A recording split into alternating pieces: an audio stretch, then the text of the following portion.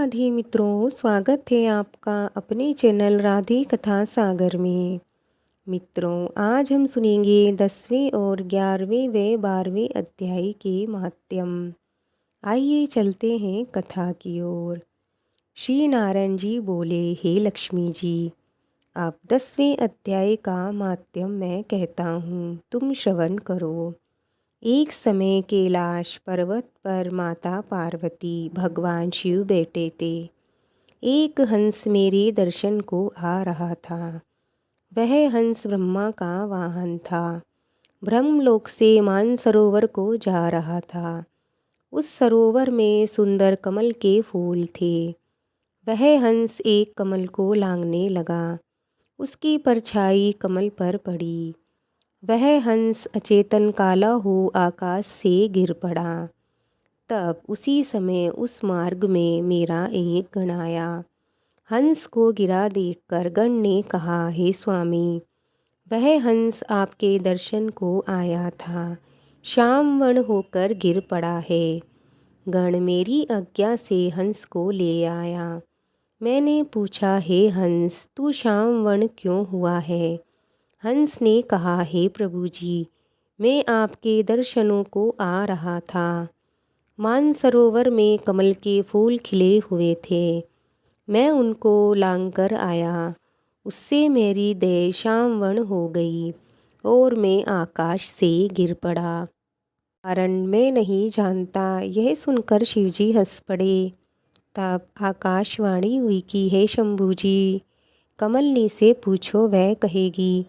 कमलनी ने कहा, पिछले जन्म में मैं अप्सरा थी, नाम पद्मावती था। उस समय श्री गंगा जी के किनारे एक पंडित स्नान करके गीता जी के 10वें अध्याय का पाठ किया करता था। एक दिन राजा इंद्र का सिंहासन हिला। तब इंद्र ने मुझे आज्ञा दी कि तू जाकर उस पंडित की तपस्या भंग कर दे। आज्ञा पाकर मैं उस विप्र के पास गई। उस विप्र ने मुझे श्राप देकर कहा, हे पापिन, तू कमलनी हो जा। उसी समय मैं कमलनी हो गई। तभी से मैं श्री गीता जी के 10वें अध्याय का पाठ करती हूँ। उसी से मेरा तेज है कि मुझको लांघने वाला काला होकर अचेत हो जाता है। तब हंस ने कहा कि मेरा ये श्यामवर्ण कैसे श्वेत वर्ण होवे, और तूने इस कमल देह से छूटकर कैसे देवदेही पाई? तब कमलनी ने कहा, जब कोई श्री गीता जी के 10वें अध्याय का पाठ सुनाएगा तब उद्धार होगा। तब उस पंडित ने सरोवर में स्नान कर शालिग्राम जी का पूजन कर 10वें अध्याय का पाठ किया। उसे हंस और कमलनी ने सुना। तब उनका उद्धार तत्काल भया। हंस श्वेत हुआ, कमलानी देव कन्या हुई। मित्रों, 10वें अध्याय का महात्म्य यहीं पूरा होता है। अब हम सुनते हैं 11वें अध्याय का महात्म्य। श्री नारायण जी बोले, हे लक्ष्मी, अब 11वें अध्याय का महात्म्य सुनो। तुग्रभद्र नामक नगर था, जिसके राजा का नाम सुखानंद था। वह श्री लक्ष्मी नारायण जी की सेवा बहुत करता था। वहाँ एक ब्राह्मण बड़ा विद्वान पंडित रहता था। वह ब्राह्मण नित्य गीता जी के 11वें अध्याय का पाठ करता था, और राजा भी वहाँ नित्य श्री लक्ष्मी नारायण जी की सेवा किया करता था और पाठ भी नित्य श्रवण करता था। ऐसा करते करते बहुत काल व्यतीत हुआ। एक दिन राजा घर को गया। उस दिन अतीत देशांतर फिरते फिरते नगर में आए। अतीतों ने राजा से कोई जगह मांगी। राजा ने बड़ी हवेली खुलवा दी। जहाँ अतीत उतरे, राजा ने सीधा दिया। सीधे से रसोई कर अतीत बड़े प्रसन्न हुए, और अमृत लेके राजा उनके दर्शन को गया। राजा का बेटा भी साथ था। कई भृत्य साथ थे। राजा उस हवेली में आया और जो महन था उसके साथ बातचीत करने लगा। राजा का पुत्र खेलने लगा। वहाँ एक प्रेत रहता था। उस प्रेत ने राजा के पुत्र को मारा। चाकरों ने राजा को खबर करी। राजा यद्यपि सेवा करता व कथा श्रवण करता था, परंतु पुत्र के मोह में राजा के मन में दुर्बुद्धि आ गई। राजा बोला, हे संत जी, आपका दर्शन हमको बहुत फला है। एक पुत्र था, सो भी प्रेत ने मार दिया।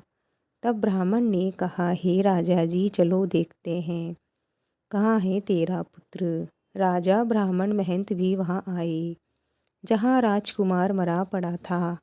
तब ब्राह्मण ने कहा, अरे प्रेत, तू इस लड़के पर कृपा दृष्टि कर, जो ये लड़का भी जी उठे, और मैं तुझे गीता जी के 11वें अध्याय का पाठ सुनाता हूँ। तू उसे श्रवण कर, इससे तेरा कल्याण होगा। विप्र ने गीता जी के 11वें अध्याय का पाठ किया और प्रेत पर जल छिड़का। तत्काल प्रेत की योनि से छूटकर देव देही पाई और राजा का पुत्र उठकर सावधान हो गया। प्रेत श्याम सुंदर चतुर्भुज रूप होके खड़ा हो गया। स्वर्ग से विमान आए, उनमें चला गया। मित्रों, 11वें अध्याय का महत्म यहीं पूरा होता है।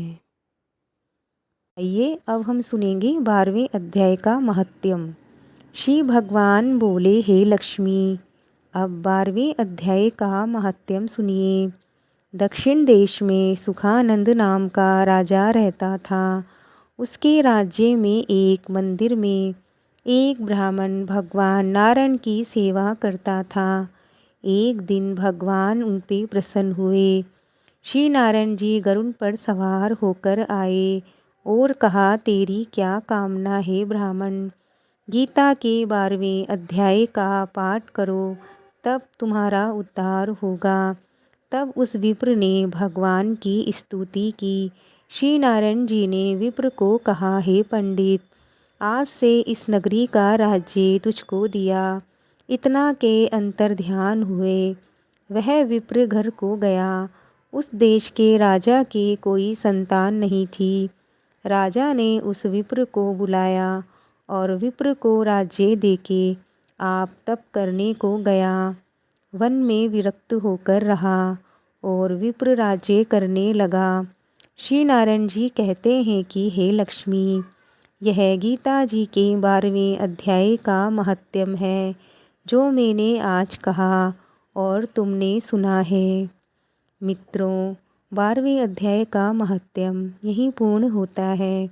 अगर आपको आज के भाव पसंद आए हो तो लाइक ज़रूर करें, कमेंट में जय श्री कृष्णा बोलें।